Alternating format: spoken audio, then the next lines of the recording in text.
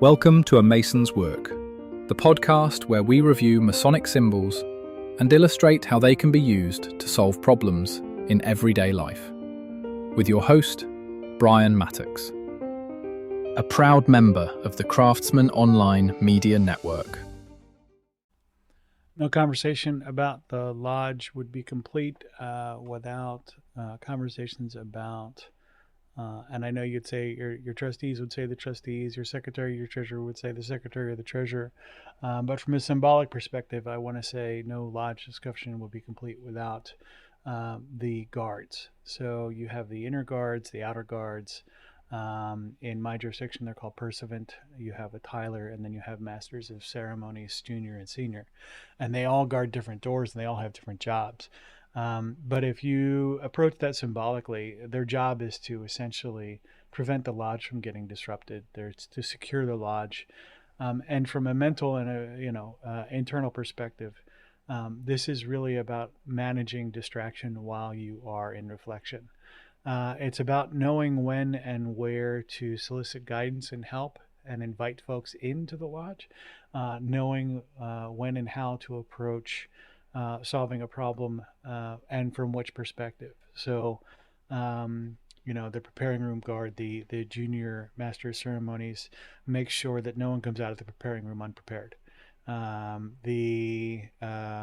The master ceremonies make sure that no new ideas enter the lodge that have not been examined for fitness, or no new people enter the lodge that haven't been examined to, understand and know the secrets.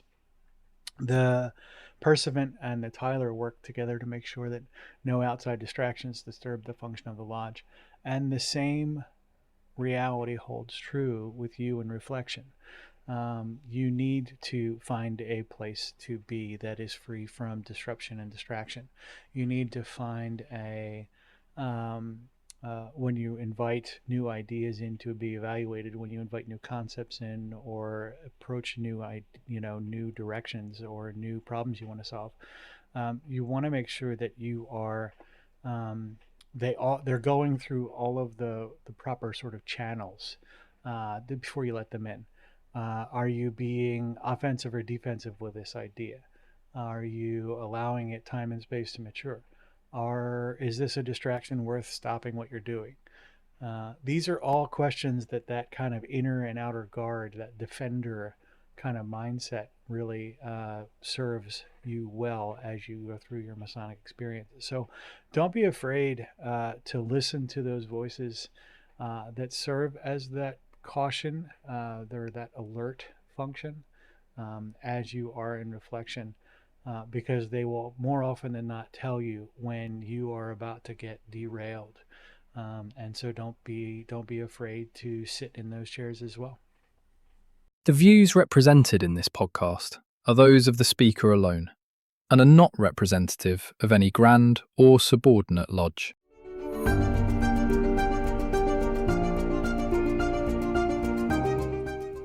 Hi, Brian here. I wanted to thank you so much for listening to this episode. If you have any suggestions or guidance for further episodes you'd like to see or hear, whatever the case may be, please don't hesitate to reach out to me at amasonswork.com, and we will try and incorporate your suggestions into a future recording. Thanks.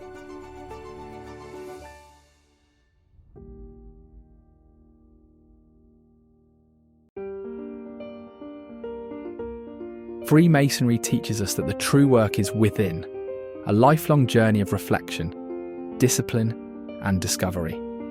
At A Mason's Work, we help Masons bring out their best selves through meaningful self-inquiry and symbolic practice.